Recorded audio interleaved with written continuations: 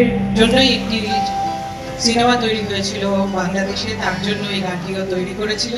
সেখান থেকে পুরো গান না হলেও আমি খানিকটা গাইতে চাই।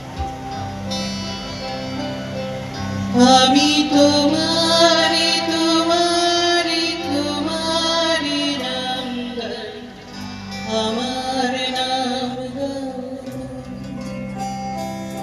আমি তোমারি তোমারি তোমারি নাম গান গে গান কাটে রে আমরি বাংলা ভাষা, মোদের গৌরব মোদের আশা, আমরি বাংলা ভাষা।